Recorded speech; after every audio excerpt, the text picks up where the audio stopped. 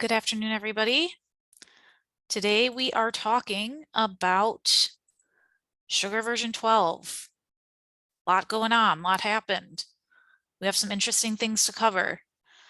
If there are questions as our presenters are going through today, feel free to chat those over and we will get them answered for you or find out the answers for you.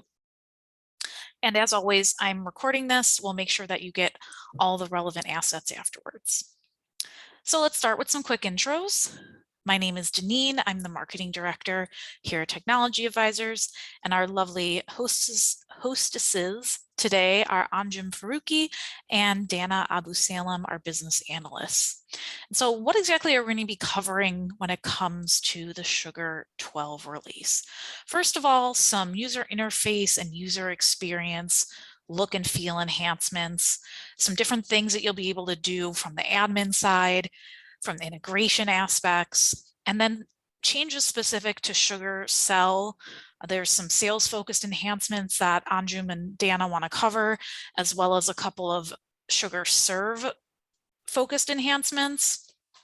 We'll touch on license changes, and then we'll wrap it up as we always do with a quick discussion of upcoming events. I know Sugar Connected is the big one coming up, and we will have another user group a month from now in July as well. So I'm going to hand the floor over to Anjum to get us started with the discussion. Yeah, thanks, Janine. So version 12 comes with a number of modernized interface changes to improve the look and feel of Sugar views, with a more modern approach in styling and an improved way the users interact with the application. So some of the changes include updating the elements and dimensions of the footer. They removed some unnecessary dividers, updated the look of tabs, and changed the font to look more modern. Some really cool features are the added pagination control to the list view, fixed headers, and they froze the first column, so it's easier to scroll through. These changes all provide a better user experience, and they maximize the space on the screen.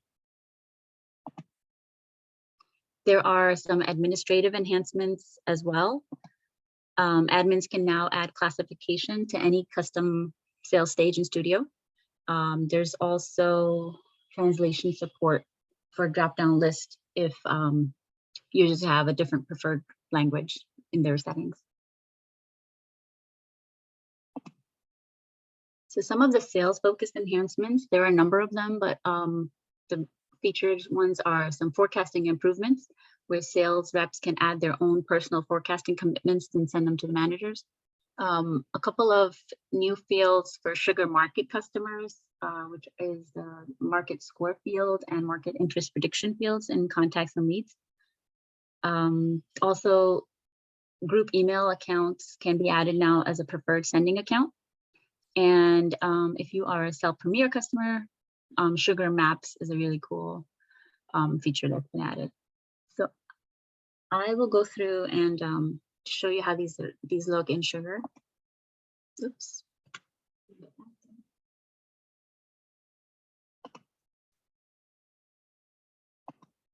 So some of the list view enhancements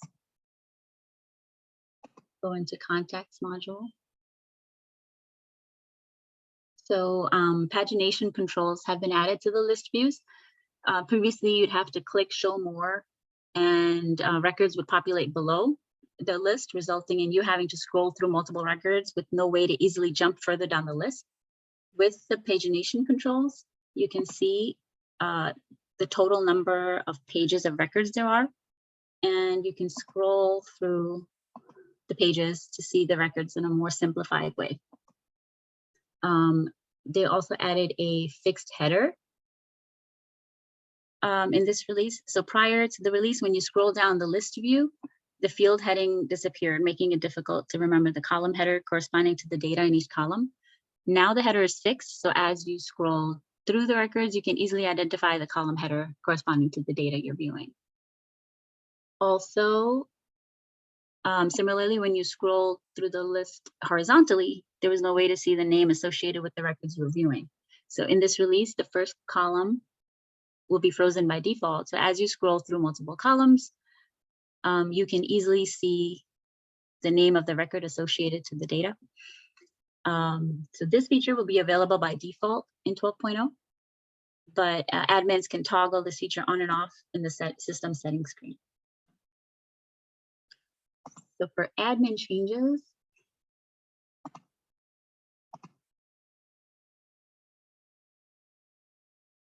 there are a few cool changes in the drop-down editor. We'll get to that.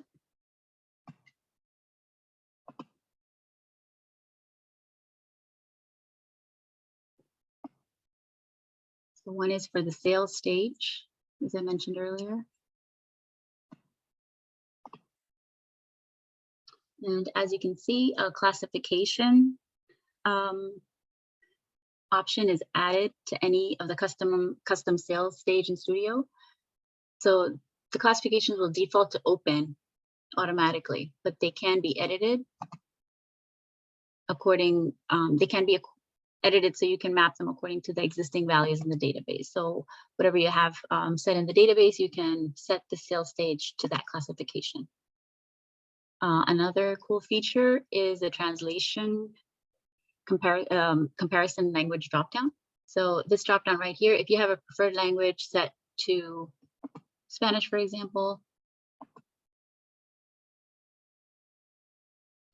with the added comparison language dropdown field, you select the language that you want to compare against, and the selected language and existing language will both appear next to each other, so you can quickly identify the translations. And if a translation is not available, an icon will appear next to the value, indicating that both the translation and the start language are the same, so you can edit that. So that makes it a lot easier. Before, English was always displayed in the language dropdown field, and admins would have to export the dropdown list and then import it back after translation. So this would make it a lot easier. And we've got some cool features added to forecast. So in right here, 12.0 release gives sellers the ability to make their own forecasting deal commits to help managers make informed commits for their reps. So prior to this change, individual contributors didn't have the ability to make their own forecasting commits for their deals. So if their managers said they're going to close less revenue than they had forecasted, there was no way to communicate that through CRM. But in this release, sellers have the ability to enter their personal forecast in the forecasting worksheet and send it to their manager. And then managers can make forecasting calls for their team and for individual sales reps by making the team forecasting field editable. Managers will also be able to see if the team has team member adjusted the commitment lightly. So that can be entered here, and that will be sent directly to the manager. So that's a pretty useful feature. Also, if you use Sugar Market, Sugar Sell, or Enterprise, there are a couple of new fields which were added to the leads and context module.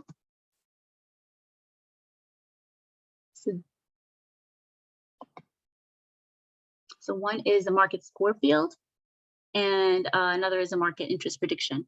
So these are auto-generated market score interest prediction on your leads or contacts, so you can understand. So for market score field, this is based on their engagement with the market content that you send them, and this gives you greater insight into your contacts and/or leads to use the data in a selling or marketing context. For market interest prediction, this represents a likelihood a lead or a contact will convert to an opportunity based on a 1 to 5 score, where 1 is a very low likelihood and 5 is a high likelihood. So these fields are not actually available by default. So an admin would have to go in and add the fields to the layout through Studio so they can be visible. Another feature for Sell is adding a group email account. So from the emails module,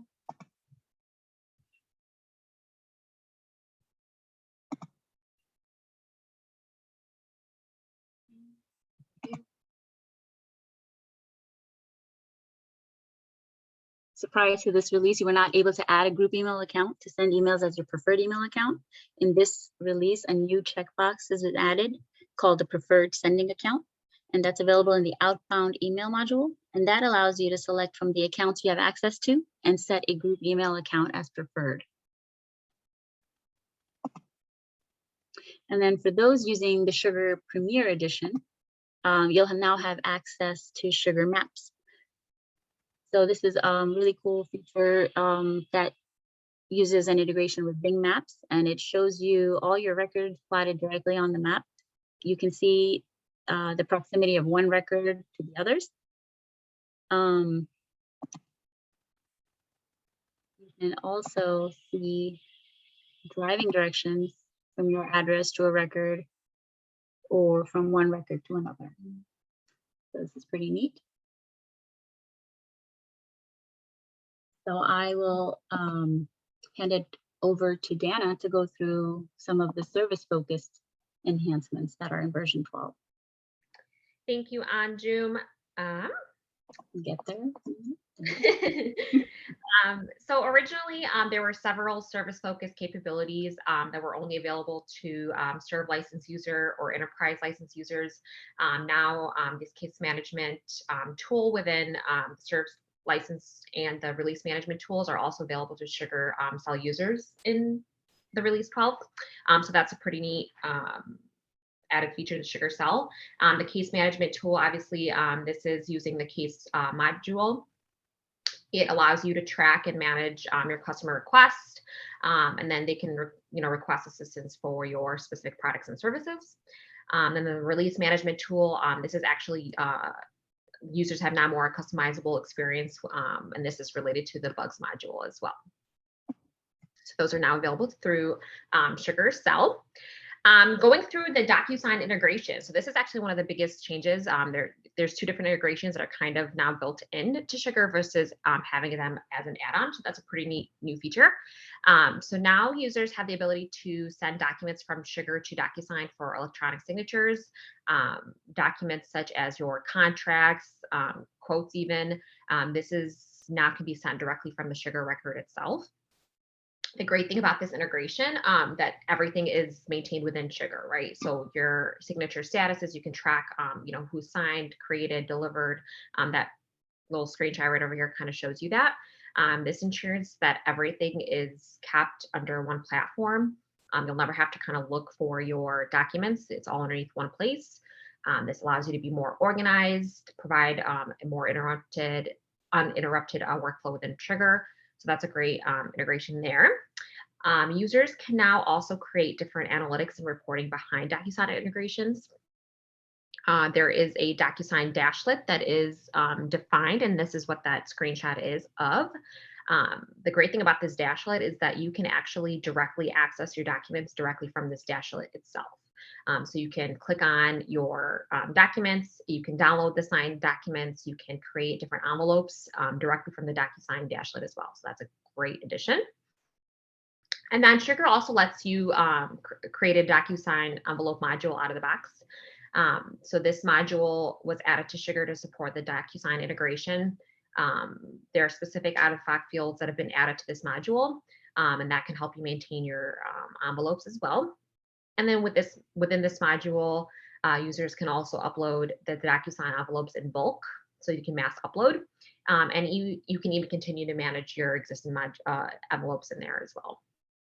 One huge thing to remember with this 12 release is that if you previously have your old Docusign integration add-on, that no longer works. So you would have to integrate with this new Docusign integration within Sugar. So that's the biggest change there. We also have the Cloud Drive integration. This is also another neat integration that Sugar has provided. So it is a third-party Cloud Drive integration.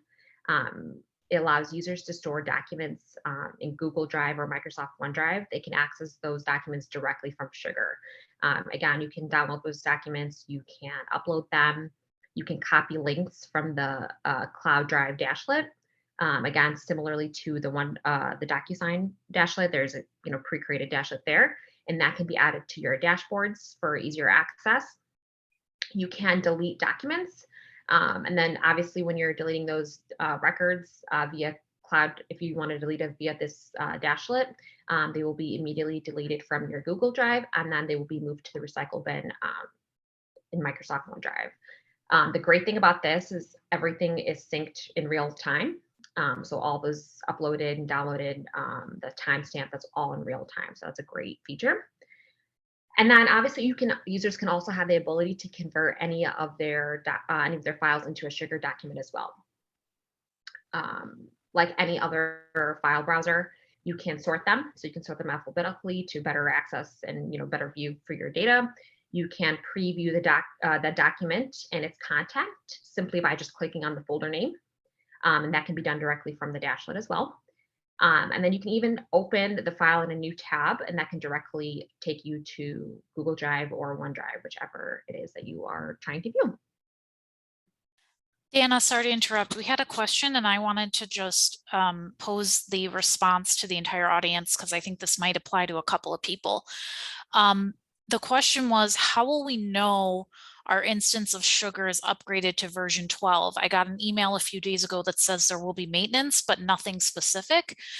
Sugar support is going to be sending an email scheduling that upgrade. And if you want to see where you're at currently, you can go into your system under the user profile dropdown and click About, and it should show you the current version that you're on.